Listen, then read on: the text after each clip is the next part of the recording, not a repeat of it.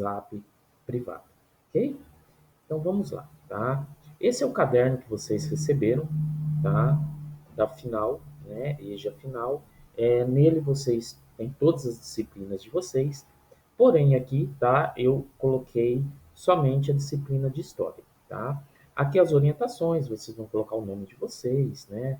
É, a data, o nome da escola, tá? E o professor, tá?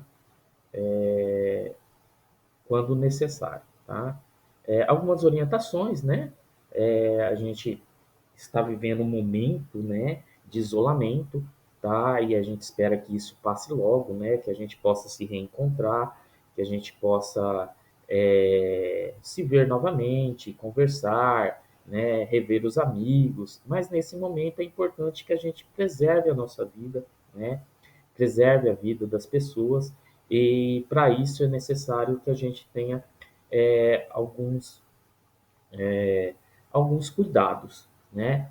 Então, antes de começar, lave bem as mãos, se sente numa posição correta, tá? A gente procure um lugar mais adequado dentro da casa, dentro do que é possível no nosso ambiente, né, da casa, tá? Para que a gente possa estudar, tá? Organize todos os seus materiais.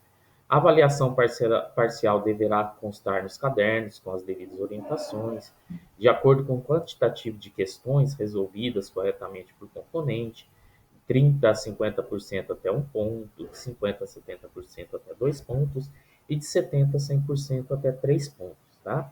Avaliações presenciais valerão 7 pontos. Então, posteriormente, quando a gente houver o retorno à escola, né, essas avaliações passarão a ser presenciais e aí elas vão ter um peso maior, tá? Então, a sequência didática, tá, de história, ela vem com algumas questões que nós já trabalhamos e outras questões que talvez, devido à correria, né, devido a tudo que aconteceu, a gente não conseguiu trabalhar. Porém, hoje nós temos acesso a esses conteúdos, né, através de pesquisas, tá? Então vocês podem estar usando o Google, tá? Vocês podem estar usando outras ferramentas de busca e fazer as suas pesquisas para responder as questões, tá? Primeira questão é vocês têm conteúdo suficiente no caderno para poder responder.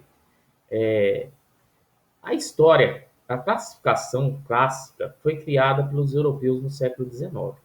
Ela consiste na divisão do tempo entre a pré-história e a história.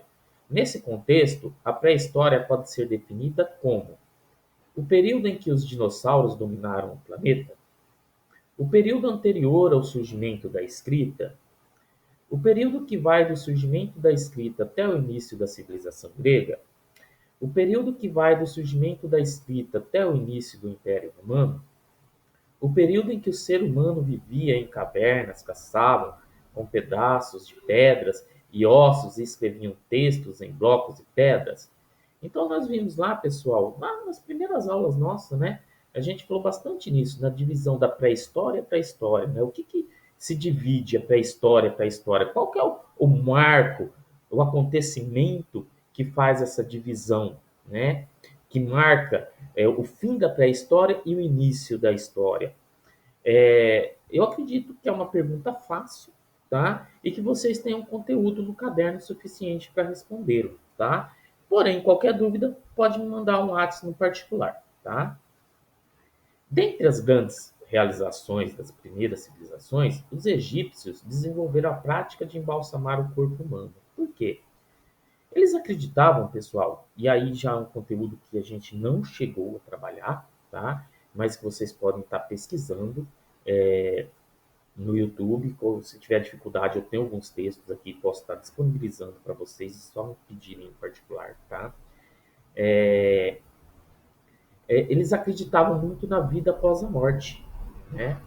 Então, por eles acreditarem na vida após a morte, eles embalsamavam os corpos, tá? É, Então, a pergunta é, ó, dentre as grandes realizações das primeiras civilizações, os egípcios desenvolveram a prática de embalsamar o corpo humano. Por quê? Eles se opunham ao politeísmo dominante da época. Politeísmo é quando você existe vários deuses, tá, pessoal? Então, O povo dessa época